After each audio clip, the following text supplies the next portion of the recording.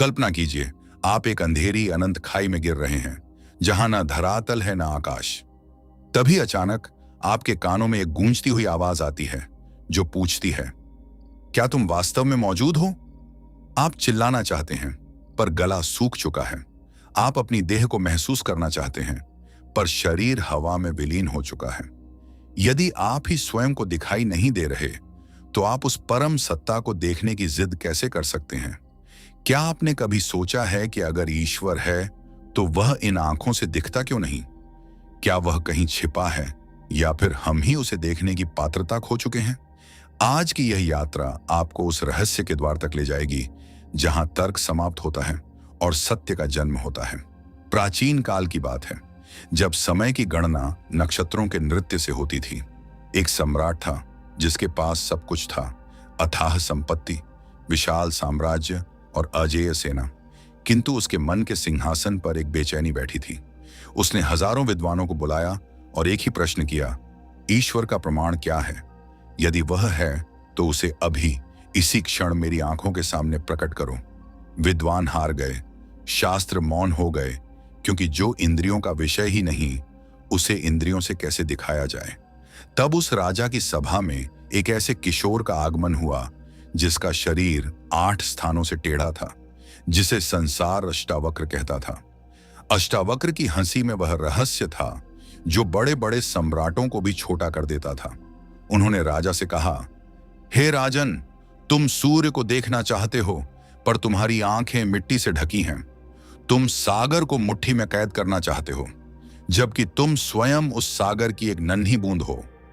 उस रहस्यमयी दोपहर में अष्टावक्र ने राजा को एक निर्जन वन में ले जाकर एक गहरे सन्नाटे के सम्मुख खड़ा कर दिया। उन्होंने कहा, राजन, वेदों में लिखा है नेति नेति, अर्थात वह यह भी नहीं है, वह भी नहीं है। उपनिषद कहते हैं कि जैसे तिल में तेल छिपा है, जैसे दूध में घी समाया है, वैसे ही वह परमात्मा तुम्हारे भीतर व्याप्त है, पर तुम उसे देख नहीं पाते क्योंकि तुम्हारी दृष्टि बाहर की ओर दौड़ रही है। क्या तुमने कभी अपनी आंखों को स्वयं को देखते देखा है? आंखें संसार देखती हैं, पर स्वयं को देखने के लिए उन्हें दर्पण चाहिए, और ईश्वर को देखने के लिए स्वयं को दर्पण बनाना पड़ता है। राजा ने विस्मित होकर पूछा, किंतु गुरुदेव, जो निराकार है उसका प्रमाण क्या है? अष्टावक्र की आवाज में ब्रह्मांड की गूंज उतर आई। उन्होंने कहा, प्रमाण मांगते हो? जरा सोचो, जब तुम गहरी निद्रा में होते हो, जहां न सपने हैं, न विचार, न तुम्हारा यह शरीर, न यह राज्य, तब भी तुम होते हो। अगर तुम नहीं होते तो सुबह उठकर यह कौन कहता कि आज मुझे बड़ी सुखद नींद आई? वह जो तुम्हारी सुषुप्ति में जाग रहा था, वही ईश्वर है। वह जो तुम्हारे हर विचार के पीछे एक मौन साक्षी की तरह खड़ा है, वही सत्य है।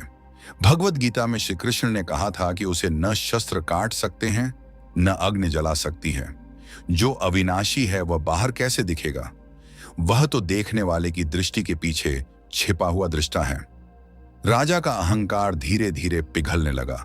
उसे बोध हुआ कि वह जिसे बाहर ढूंढ रहा था, वह तो उसके प्राणों का भी प्राण है। अष्टावक्र ने आगे कहा, राजन, इस शरीर को तुम अपना कहते हो, पर क्या तुम यह शरीर हो? मृत्यु के बाद यह देह यहीं पड़ी रहती है, तो फिर वह तुम कहां चले जाते हो? वह मैं जो जन्मों जन्मों से यात्रा कर रहा है, जो कर्मों के धागे से बंधा है, वह उस परम चेतना का ही अंश है। जैसे घड़े के भीतर का आकाश और घड़े के बाहर का आकाश एक ही है, बस मिट्टी की एक दीवार ने उन्हें अलग कर दिया है। जैसे ही यह मैं और मेरा का घड़ा फूटता है, भीतर का ईश्वर बाहर के ईश्वर में मिल जाता है। तब प्रश्न नहीं बचता, केवल अनुभव बचता है। ईश्वर दिखता इसलिए नहीं क्योंकि जो दिख रहा है वह सब ईश्वर ही है। दृष्टि जब दृश्य से मुक्त होती है, तब दृष्टा का बोध होता है।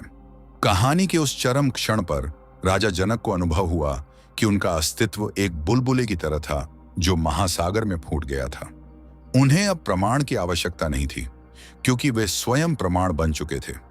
उन्हें समझ आया कि धर्म केवल कर्म कांड नहीं, बल्कि स्वयं के भीतर की उस मौन गहराई को छूना है। सत्य कहीं दूर नहीं, बल्कि सांसों की इस निरंतरता में है। आत्मा न जन्म लेती है, न मरती है, वह तो बस एक पर्दे से दूसरे पर्दे पर अपनी भूमिका बदलती है। जब आप शांत होकर अपने भीतर उतरते हैं तो वह संगीत सुनाई देता है जिसे अनाहत नाद कहते हैं। वही ईश्वर की पदचाप है। यह यात्रा केवल राजा जनक की नहीं, आपकी भी है। हम सब उस विराट सत्य के अंश हैं जो माया के आवरण में स्वयं को भूल बैठे हैं। जिस दिन आप यह जान लेंगे कि आप यह नश्वर शरीर नहीं बल्कि वह शाश्वत प्रकाश है, उस दिन आपको ईश्वर को खोजने की जरूरत नहीं पड़ेगी।